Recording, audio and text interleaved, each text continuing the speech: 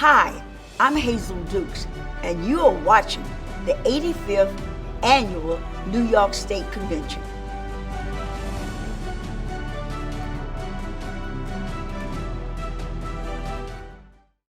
Now, our education chair, Christine Waters, and her panelists will discuss solutions on how the state of New York can work to build a more culturally diverse system on the road to equity in our school system.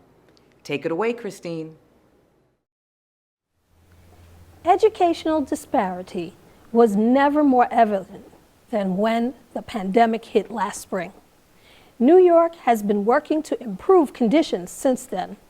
New York State now has an unprecedented opportunity to make the necessary changes now that we have a governor, commissioner, and chancellor who bring their diverse experience to be united for public education. And we now have sufficient funding for infrastructure updates as well as supportive programs. Many schools reopened this year with a plan to reopen fully with social distancing, masking, and ventilation for safety. The COVID-19 variants have disrupted academic progress and process, and we have had to adapt to the ever-changing policies and inadequate infrastructure that has become outdated.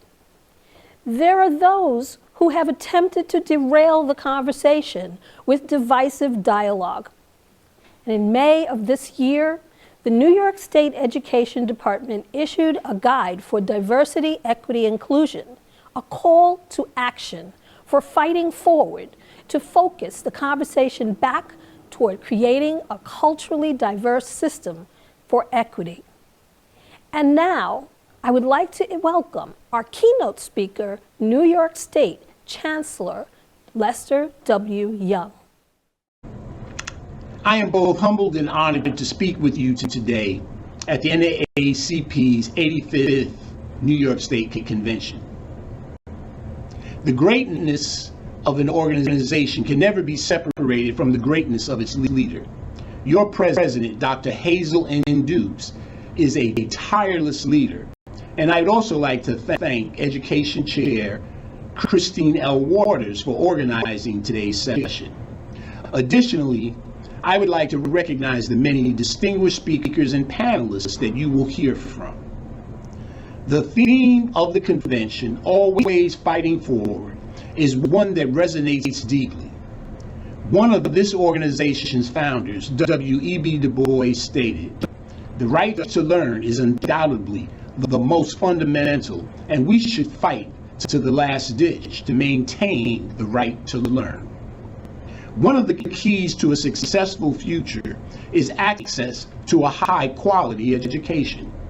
However, we all know that educational opportunities are not equally distributed to all students. For too many New Yorkers, the old normal is a very unhealthy place, a place where people are traumatized daily by their circumstances and by a persistent lack of opportunity. This must change, we must change, and our schools must be an integral part of that change. So we must use this time as a transformational opportunity. Let's be clear, this transformational opportunity is not just about helping schools improve what they've always done. Instead, it's about how we change the very nature of what we do, how we do it, and even why we do it. We must renew our commitment to educate and provide real opportunities for success for all New York's children. I would like to suggest a number of actions we can take to realize that possibility. First, we need to do a much more equitable distribution of talent in our workforce, which means greater diversity in school staffing. Exposing students to a diverse range of teachers and school leaders reduces stereotypes and prepares students for an increasingly global society. Second, Ensuring excellence for all students also requires us to think differently about funding and resources. Earlier this summer, Education Secretary Cardona approved New York's plan for spending billions of dollars in federal recovery funds. Now that's indeed great news. But we must use this money wisely. We must build capacity, accelerate learning, and at the same time sustain that learning over time. Perhaps most importantly, we must distribute the funding in a way that is both fair and equitable to all students. However, distributing resources equitably can't end when we've defeated COVID. Resources must always flow to the students who need them the most. Finally, we must redefine what we mean by success in school. The Board of Regents, Commissioner Rosa, and I recognize that there are long-held biases that have historically deprived whole populations of students from getting the education they're entitled to. We know the new possible requires a new blueprint to change the very structures of schooling. Every student has the right to a rich, supportive, and engaging education and must graduate from high school with academic and career options. To get there, educators must know, respect, and value each and every one of our students. In addition to knowing their content, the what they teach, they must know their pedagogy, how they teach, but perhaps most importantly, they must know their students well and how they learn. We must reach all students, not just the lucky few, by teaching in ways that help different kinds of learners find productive paths to knowledge as they also learn to live and work constructively together. Our school and district leaders are working around the clock to make schools safe for New York's children and families. And while that work is happening, we must also push forward in our efforts to foster and advance the ideals of diversity, equity, and inclusion. Frankly, I can't think of anything more American than helping a wider range of people so that they can learn to live together constructively and productively. Like you, I continue to spend sleepless nights worrying about the impact the pandemic has had and will continue to have on our children. I also think about the ways we can address these impacts as we move forward. Our response requires a recommitment to public education and a significant investment in teaching and learning to ensure that every neighborhood school is a place where we would want our own children to attend. Thank you, Chancellor Young, for your guidance and your leadership. Educational disparities have never been more evident than during this ever-changing pandemic and the recent crises that have amplified the struggles. In our health workshop, we learned that the pandemic is framing the actions necessary right now. How do we protect our children and families from a killer virus? The virus is in the air. We need to sanitize with safe cleaners, and we need to socially distance, and we need proper ventilation in place, which means a reconsideration of class size. We need to take into consideration the infrastructure maintenance and vaccinations. There is a New York State law to have health and safety teams in every school, which means we need to be called to action to participate on those committees. For decades, our public schools have been plagued by cuts to the arts, music, library, trade programs, and we've talked about equal opportunities to re-engage our youth. Well, it's time to heed the call to action and to fight forward to address the disparities in a different way, taking into consideration diversity and inclusion. The fight is multifaceted, and the call to action for diversity, equity, and inclusion has districts around the state forming committees, even though they are ill-prepared culturally to lead those committees due to the lack of diversity and inclusion in New York State districts. There have been similar calls throughout history. New York has an opportunity now to build our schools better than they were. In 1954, the Brown versus Board of Education case, the battle was for equity, with a Supreme Court ruling, separate is not equal. In 2021, this battle is for equity. Here today to begin to unpack those differences, as well as what inclusion should look like, are our panelists. Jalen Radzyminski from the Brazelon Law Center for Mental Health, whose work is dedicated to advocating for voter rights, racial equity, and accessibility for Black as well as Indigenous people of color and other disability communities. Jalen is the communications manager for the Brazelon Center for Mental Health Law.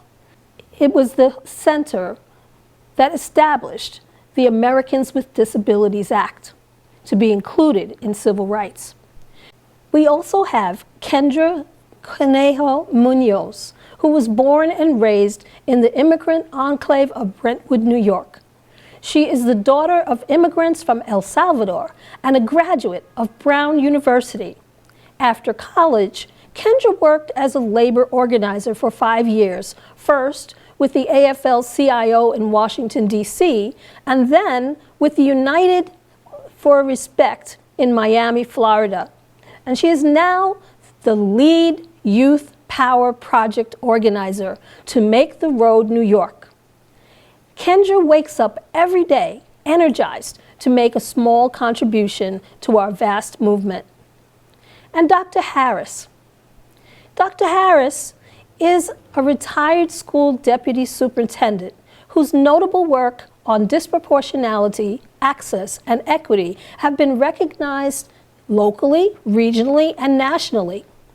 Dr. Harris currently serves as the executive director for Access 7 Services Incorporated, where she is an integral part of the branding coordination services, recruitment, and daily operations of the agency that provides special education supports and services across Long Island. She also uses her leadership skills to serve as the program director for the Cedarmore Corporation's Youth Empowerment Series, coordinating the culturally relevant Girls Talk and Boys into Men programs for underserved youth. She's also a member of the New York State Education Task Force. The essential question today is, what are some of the elements necessary to change the perception of public schools in New York, to redesign equitable school communities, and that they'll support and focus on putting children first? By identifying the needs and valuing and acknowledging each member's culture, assets, and competencies that strengthen the family and community in partnerships, and how do we achieve that equity? And how do we get this call for action, this guide that's been given to us, off of the paper and into reality? Ladies and gentlemen, we will be right back after this quick commercial break. Having a voice makes us strong. It makes our public schools even stronger. We're the United Federation of Teachers, the UFT. When it's time to speak up for our students, you'll hear us loud and clear. Teachers, parents, and the community working together To have more say in what our kids learn. And how public schools are run. We believe every child in every neighborhood deserves to be heard. And make a mighty noise. The United Federation of Teachers, public school proud. We believe everyone deserves to live better. And just being sustainable isn't enough. Our future depends on regeneration. That's why we're working to not only protect our planet, but restore, renew, and replenish it, so we can all live better tomorrow.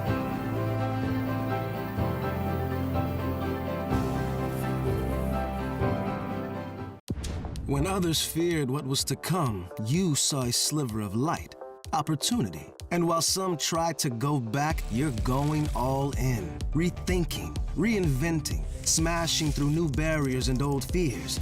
And we're right there with you, in the trenches, still grinding, still climbing, as you rally and rise. You are the one who can make this whole world turn. So be bold, be brave, be unstoppable. Welcome back, and right now we are going to be continuing our discussion by going over some essential questions. For example, what exactly is the difference between equality and equity? And how do we make changes to our public education system that will help to redesign equitable school communities?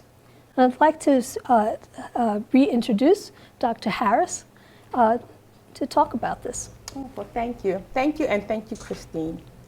One thing I think is important for us to realize, equality and equity are very, very different.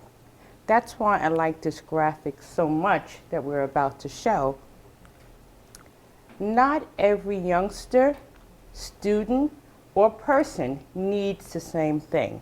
Equality means being fair, everybody getting the same thing.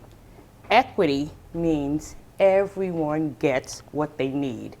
And what individuals need is very, very different based on their own particular circumstances. So, equity, equality, very, very different. Equality is fairness. Equity really focuses on an individual person. My background in special education helps me understand this tremendously. In special education, we focus very, very specifically on the individual needs of a youngster. One kid, not a system.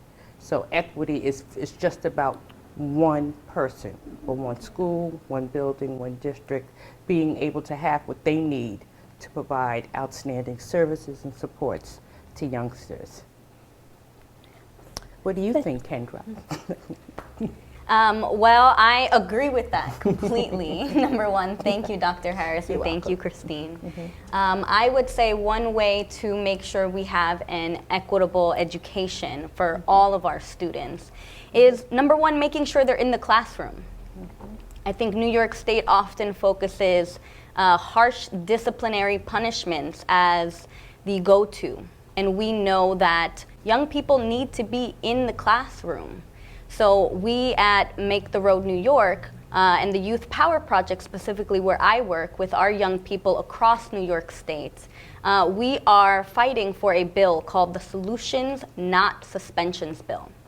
And what this bill will do is end the harsh disciplinary punishment in New York State and instead use restorative justice as a critical approach to discipline in schools. The four major pieces to our bill are ending suspensions for students from kindergarten to third grade. It would be reducing the opportunity for suspension for minor infractions such as tardiness or a dress code violation. It will reduce the number of possible days a student can be suspended from 180 days, which is the current number, to 20 days. And most of all, it will increase the opportunity for restorative justice in schools. Okay, what exactly would restorative justice look like? So for restorative justice in the schools, it would mean that there are adults that are specifically there and trained to engage with the students in preventative ways. So instead of having to handle a situation with an altercation with students after the fact, These would be adults that would be consistently speaking with young people, engaging with them on their particular need, right? As Dr. Harris was saying, the equitable piece of this is making sure that all students get the education and resources that they need. Basically, what are some of the things that we can do in terms of helping students with mental health issues? And what is some of the work that's going on at your center that would actually help with that? Definitely, and I was really engaged with what Kendra was saying. So at the center, Bazelon Center for Mental Health Law, we're currently engaged in litigation right now, as well as spreading awareness for our replacing school police with systems, alternative systems that work. And building off to what Kendra said, the report, it talks about the historical presence of policing in schools and youth with mental health struggles, and how those type of alternative models can really support our kids, not just in years of crisis like this, but historically and currently. For instance, Black students with mental health disabilities are 4 times more likely to be removed from schools, and it really goes into those sort of facts. So having restorative justice and having behavioral support systems, and instead of removing them from classrooms via police, giving them the skills to be able to mediate their problems that they can carry on later in life. That's what our current report talks about that we've been working on. And in addition to that, in your question, just helping students be as integrated as possible. I know in addition to those barriers, I know we spoke about things before about the digital divide, and District 75 is an area that we're currently doing litigation in, and our legal team is also working with Disability Rights New York, disability rights advocates, so that children with disabilities aren't being segregated from their siblings and neighbors, so that they don't have to travel 40 minutes to another district to be able to get the disability mental health services that they need. So that's kind of where my mind goes with that question, making sure in every school district we have those sort of support systems, but then on a legal standpoint, making sure that our youth has access to the resources they need in every school, not just in one concentrated district. Thank you. Yes, and she was mentioning the thing about the digital divide. And what is some of the work that you've done, Dr. Harris, around that digital divide in your programs? At the Seymour Corporation, the pandemic provided an opportunity. It was an opportunity for us to see kids differently, parents differently, families differently, and what they needed very, very differently. When you talk about the digital divide, it's one thing. When you see it day to day in the lives of our children and our families, that's something else. We created a virtual series. We did virtual collegeology to help kids prepare for college, the applications, the SATs, the entire process. We did that virtually. We did self-care Saturdays. So many girls were home by themselves, struggling emotionally, and didn't have a way to really share exactly what was going on and how to help themselves and then continue to be in school electronically. So we did self-care Saturdays. We did boys into men workshops, having men, we called it the Mamba mentality, having young men talk to our boys about what they were experiencing and giving them some strategies to cope with the stress of isolation. So many things we did. Through that work, we realized that we needed something more. So we created what we call a digital literacy center, where we're partnering with 2 universities to provide instruction, direct instruction to families, but also to kids. Because that divide is so significant, it's painful when you see it up close. There's a lot of work to be done. The equitable part, as we started the conversation, is meeting kids where they are to give them what they need. And that's what we've been trying to do at Cedarmore throughout this entire pandemic process. Right. And since we've been doing things digitally, and they've been on the computers, they've been expending extended amounts of time on there. And we know that that extended time has actually created another problem, where they are having difficulty sleeping properly because the blue light that's being emitted from the computer is now interrupting their circadian rhythms. And so we need to be able to make sure that we can identify those students who are having those types of issues. What are some of the suggestions that you have for being able to provide for those students? Well, I always start with meeting kids where they are to give them what they need. Now, for some of us in our community, special education is not a word that we like to talk a lot about. People avoid it. I don't want my child classified. I don't want my child labeled. There's really nothing wrong with them. The process of evaluation, identification, individualized supports and services that are progress monitored, goals are evaluated and then reviewed to see exactly what's happening, I think that's important. If someone is concerned about the development of their youngster, whether it's academically, socially, or emotionally, that full evaluation, that referral is important. There's something really special about special education if it's done well. And I think we need to give our kids, our families, our parents the information about the process to allow them to have access to those services. Right. And in terms of that, I'm looking at the fact that we need to be able to communicate better. So what does that look like for the students that you're encountering, Kendra? Absolutely. Communication, right, is key, and that is the heart of restorative justice. Right, when we talk about restorative justice counselors, my brother is a restorative justice counselor in a school in Canarsie, in Brooklyn. And what the conversations that he's having with his students every day they not only provide emotional support, but they also allow the students to interact with each other in a safe space. So I'd like to share with you a story of one of my young people from our Youth Power project on Long Island. And I'd rather her tell the story.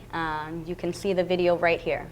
During my week-long suspension, no one from the school provided me with my work until the day before I was set to return back to school.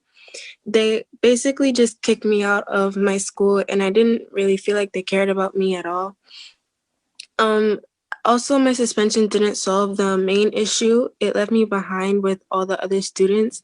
And when I returned from my suspension, my friend had actually told me that my teacher had told my suspension story to the classroom without my permission, and I felt very violated. This suspension honestly caused me a lot of stress and unnecessary trauma. And as I start to think about this upcoming school year, I do feel numb. My community, made of Black and Brown people, have been hit the hardest by this pandemic, in addition to the pain caused by natural uprisings for racial justice. It's very overwhelming that to think with all of this going on, there is still a threat of suspensions hovering over me and all of my peers for any minor infractions. During this time, we need compassion and understanding instead of punishment and threats. So as you can see from her story, she was not given the proper work for her school, and then her privacy was violated when that teacher shared her experience. Her feelings about the situation are important, and they could have been prevented had there been conversations with adults who were particularly engaged in restorative justice practices in her school. It was very important for me personally to have heard her voice in that. And we so often don't hear the voices. In subsequent workshops, because we are going to be having subsequent workshops with some of these same people, we want to be able to bring them to the conversation, because many of them will have more to say about how to solve and find these solutions. And just so people understand, the traditional discipline focuses on the offender and the response to a past event. It doesn't teach an alternative behavior, and it's focused on punishment. And we can shift that offender into a victim role when that happens. But restorative practices gives the victim a voice, and it identifies motivation and impact of action. It teaches alternative behaviors, and it repairs the damage that was done, not only for that child, but also for the community and the other students who are in the classroom.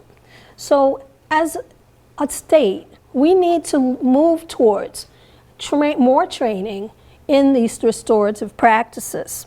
And from what we understand, Kendra, New York State is falling behind. So can you tell us a little bit more about what's going on across the nation? That's absolutely right. New York State, when we started fighting for this bill 7 years ago, New York State was a leader in reducing suspensions and keeping students in school. But as of this moment, states like California have already led the way by passing bills that eliminate suspensions from kindergarten to 8th grade to make sure that all students are, have the right to stay in their classrooms and learn and have alternative disciplinary approaches that support the students in their educational journey. While the Solutions Not Suspensions bill is not the leader in the nation at this moment, we believe it is an important first step for all of our young people in New York to make sure that they are given the support they need. Right. And so restorative justice focuses on teaching students empathy and problem-solving skills. And our students deserve to be able to have solutions to being suspended. Now, you may be wondering why we're talking so much about that, because even though we have been in a pandemic, the students have been suspended or locked out on their devices. This should not be happening. There is no way that being on remote should lock us out from our education. So we have to, as a state, make a commitment. So can you tell us a little bit more about what Breslin Center is doing to help with this and from their report? Absolutely, and it's so great that you say that and that we're talking about restorative justice. In the report, we talk about police presence in schools, and I guess this also overlaps with the digital divide. There's more likely to be suspensions, so I think it complements really well about the Solutions Act, because we're pushing for the Counseling, Not Criminalization Act, that instead of funding instead of providing federal funding for police officers, we can instead invest in those type of restorative justice and better mental health practices to help the students thrive. So that's one bill that we're pushing through the report and just through our policy advocacy, because at a national level, we believe for New York and for schools across the nation that that could be the better path for helping students thrive and having them in the classroom and learning those skills and having the support systems that they need. Right. So what we need to do is what I'm hearing you say is that we need to be able to make that commitment to have these things, to bring people back to community, to bring the necessary things that each individual child needs. And sometimes parents don't always know what's needed, and we need to be able, as educators, to be transparent. And I want to make people aware of a bill also that is going to be coming up in the next session called Educational Transparency for Families Act. And there'll be more on the links on our website about this act, to be able to stop just the not being able to speak about the truth of what's happening in our schools so that we can then meet the needs of our students. Now, one more thing. How do we identify the diverse needs of children and then value and acknowledge each member's culture, assets, and competencies, so that it will strengthen the family and community partnerships as they prepare for the future? I like to look at the 3 C's: communication, commitment, and collaboration. Communication.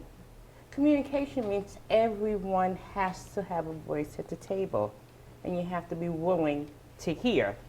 Understanding that there are barriers, language barriers, cultural barriers, all kind of barriers that can stifle effective communication, but we have to be willing to be good listeners, to overcome those barriers, and to work to build some consensus.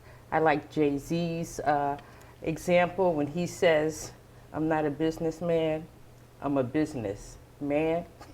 Same words, said differently, mean something really different. And when we're having these conversations with school administrators, parents, families, community members, we need to be good listeners. I'm not a businessman, but we also be able to hear what they're really saying. Communication and being able to get a high value conversation is important as we move forward. Yes. Thank you, Dr. Harris. And I'd like to build on that. Yes. The 3 C's, so Yes. commitment. I think there needs to be a commitment to allow youth to lead. The youth are the most important piece of education. It's important to let them lead and allow them the space to take the agency.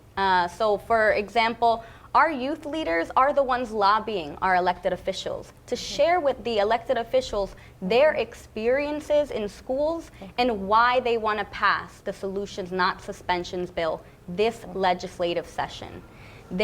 Suspensions affect Black students, Latinx students, Indigenous students, students with disabilities, and LGBTQ students disproportionately compared to their white counterparts.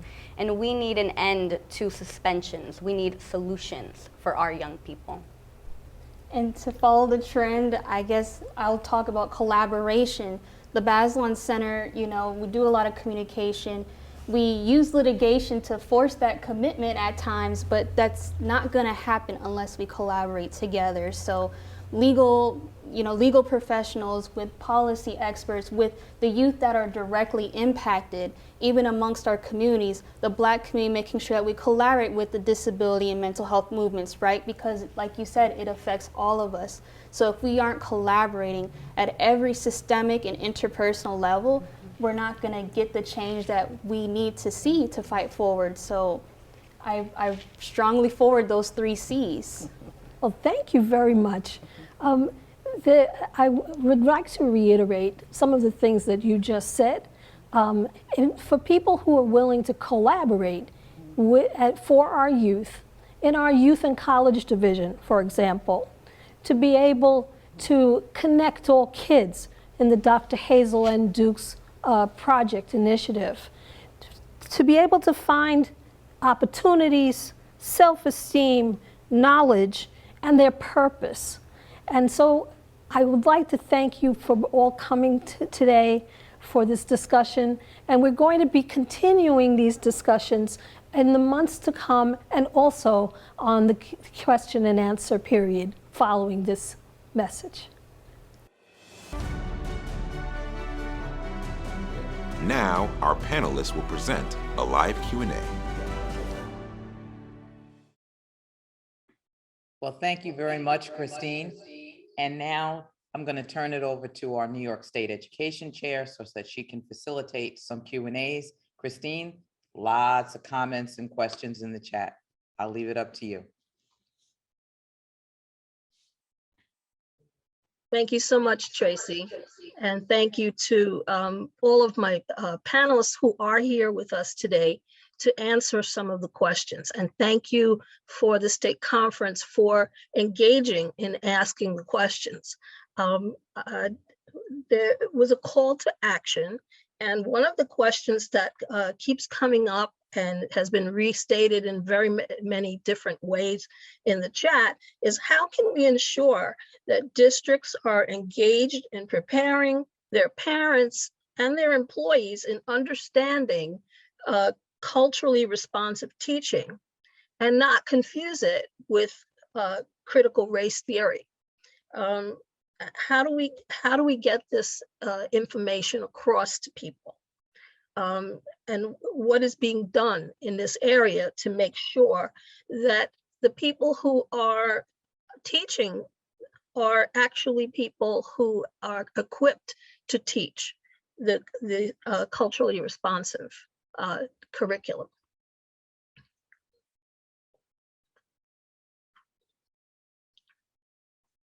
The ideas? Hi, everyone. Good morning. It is so great to be here with all of you. Thank you again for allowing us the time and space to share. My name is Kendra. I use she, her pronouns. And to this question, I would like to just reiterate something that I saw in the chat, right? Which is, as we're preparing our educators and parents and our community, right, to enter in a more restorative justice framework in our schools in regards to discipline, I think it's important, right, that we are changing the cultural mindset in the schools, right? We're making sure that there are enough teachers that look like us. I didn't have a Black teacher until I was in 8th grade. I didn't have a Latinx teacher until I was in 10th grade. And my school is majority Black and brown students.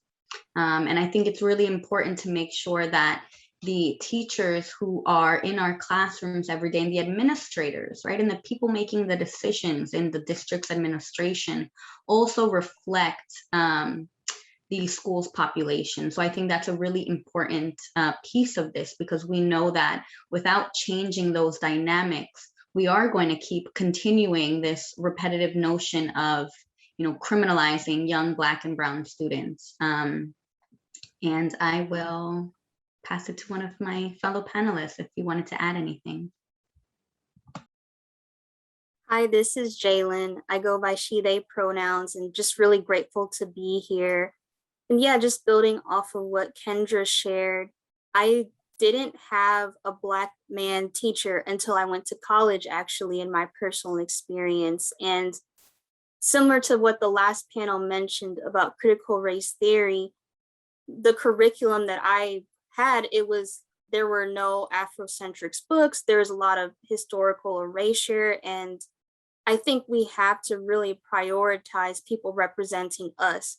A lot of the Black men and Black women staff were actually in school suspension settings, not representing us in the teaching and the leadership positions. So I think just that self-reflection and being empowered in that way really stood out to me in the last panel and speeches, but also just really being able to incorporate different mental health and problem-solving skills rather than removing students from schools, seeing ourselves represented in a racial standpoint, but also having acknowledgement of mental health skills as well, I think are just incredibly important, especially in this climate.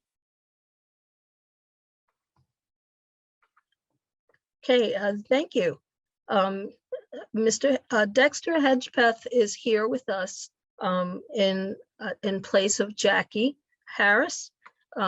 He is representing the Cedarmore Corporation, and they are involved with helping young people to become empowered. And Dexter, if you could tell us a little bit more about what Cedarmore is doing to help this process.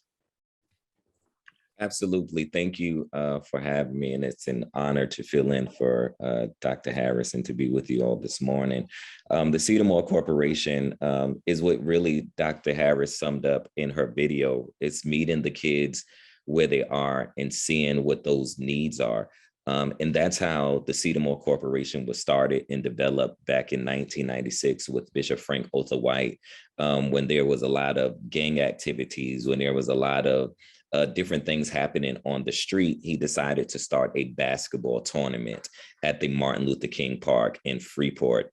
And from that developed this whole big thing of Cedarmore Corporation, where we're empowering young people, and from a need in the community of basketball to now to the creation of a digital learning center and dealing with the times that we're in with this pandemic. We see that those 3 C's are important. Commitment and communication and collaboration is so vitally important. And I think that is one of the major things and reasons why we really need to support the NAACP, as well as companies at Cedarmore Corporation, in our involvement in our schools. We neglect the PTA parent meeting, but it's those meetings, it's these conferences, those assemblies that we need to get involved with to make sure that our young people are represented as well. Okay, thank you, Dexter. One of the things that people have been asking about is how do we train the people who are already in the system and to become more culturally responsive. Right now, we have been having a call to action, as we said, from the diversity, equity, and inclusion. And in NAACP Rome branch, there is a pilot going on that is partnering with the New York State Education Department to have a diversity, equity, and inclusion project. And this past week, we actually had about 18 districts from around New York State come together and talk about having a memorandum of understanding on how we as branches can then support the efforts to be able to make sure that people are more culturally aware. And we had quite a bit of response. I can put the information up on the NAACP website so that people will be more aware of how to get that going in your district. The other thing that I see happening is that there are districts that are actually hiring officers for diversity, equity, and inclusion in their district and having real conversations. There's a course that actually is taking place up at Cornell University, but it is online, and people can become certified in this. And we need the professional development to happen, not just for the teachers. We need to be able to have that professional development happen for the parents, and not just the parents, the grandparents, because in many instances, while the parents are out to work, they are with their grandparents, they're with a caregiver, they're with a daycare center person, someone other than their parent, who needs to be able to understand that this is what we're doing. We need to be able to find out, identify the needs of those people and make sure it happens. The other thing that I see happening is that there needs to be more consistency throughout the state. When a child moves from one district to another or one part of the state to the other, there needs to be some consistency there. So across New York State, we need to be able to do those 3 C's that Dr. Harris talked about. We need to be able to communicate.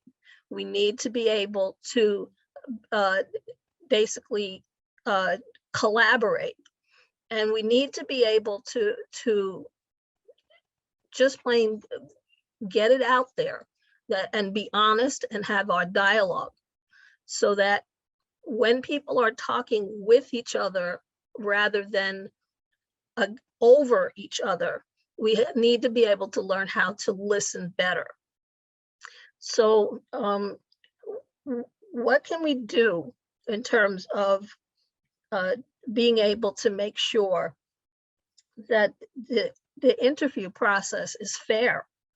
Because these are questions that we actually needed to ask Dr. Young about basically trying to make sure that the process for recruiting and interviewing and supporting the teachers and retaining the teachers in the districts are fair. So a couple of the other things that people are asking, what can we do as branches to support this process? Would someone like to take that? What can we do as districts to support this process? Kendra, what do you think? Sure, I can go, and I'll be short because I saw Jalen unmute too. So one thing that I really sincerely appreciated is Christine, when you invited Make the Road New York's Youth Power Project to come in and share a little bit, right? And that's where we initially shared the video of our young person and shared some statistics from around the state. Just being able to have that conversation with the other education chairs and members of other branches was incredibly helpful, because then we could hear that they were also hearing suspension stories in their districts as well during the pandemic. So that exchange of information is incredibly important. And I know that from that conversation, your group decided to support Make the Road New York's Solutions Not Suspensions bill when you had a conversation with former Governor Andrew Cuomo about this bill. And you shared that he was actually not aware of the bill, right, but that he would support it when it would come up for a vote, right, or when it needed to be signed. So I think being able to have these conversations and create these relationships are incredibly important, right? Because sometimes we know that there's power in numbers, and as a larger organization like the NAACP and Make the Road New York, us coming together to join forces actually makes a difference when we're talking about lobbying for a bill that will ultimately work to end the school to prison pipeline. Right. Jalen, thank you, Kendra. Jalen, there is a case that's going on in Staten Island for District 75. And I was wondering if you could tell us a little bit more about that and how it might relate to being able to get restorative practices in our districts. People are asking, how can we get involved?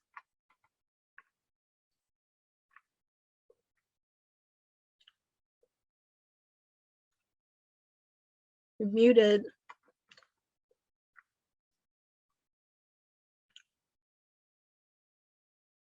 There you go. Sorry, I wasn't able to unmute myself. Apologies for that. But yes, and to Kendra's point too, I think it really helps to be able to collaborate with each other. So the case that the Bazelon Center is working on is in District 75, Staten Island. And it's also with a couple other disability rights organizations. And what's happening is the lawsuit there is alleging that District 75 school district is segregating students with disabilities. They're not having what we listened to earlier, Dr. Harris emphasized equitable learning environments, because they're not integrated with their siblings, maybe living in a different district, or their neighbors are living in their district, but they have to travel miles away to go to a school district that would offer students with disabilities their needs. And the concern of the lawsuit is we're working with students not to get money, but rather to change the systems. And I think it's so important that we're able to work with the NAACP, because we're trying to change systems for racial equity and to stop segregation of students with disabilities. And the concern there is 25,000 students in Staten Island are segregated from their peers unnecessarily, when there could be services provided, like for instance, Dr. Jackie Harris has an organization that provides disability services that could easily help them be integrated to go to class with their peers. And the other issue that's happening in the case that we're advocating for is that those students in District 75, that segregated school district, is disproportionately Black. So these are the types of cases where you see the intersection of disability rights and racial equity. And what we're trying to do is emphasize that we allege it violates the Americans with Disability Act, as well as Olmstead, which historically fought for integration of people with disabilities. But at the deeper level, and what we're describing in the panel in this Q&A session, is what is the best outcome for these students? The research shows that students with disabilities do better to graduate in their grades, to get employment after schools when they're integrated. And we're basically fighting for them to have the best outcome in situations possible for those students. So that's what we're working on now, and why I think it's so incredibly powerful that we're able to collaborate with the NAACP and organizations like Make the Road. I know we're going to continue to work together to push policy as well to prevent this kind of stuff from happening. Yeah, I'm just excited that we're together convening and we're addressing this. Well, I want to thank all of you. Christine, thank you very much for all of your great panelists.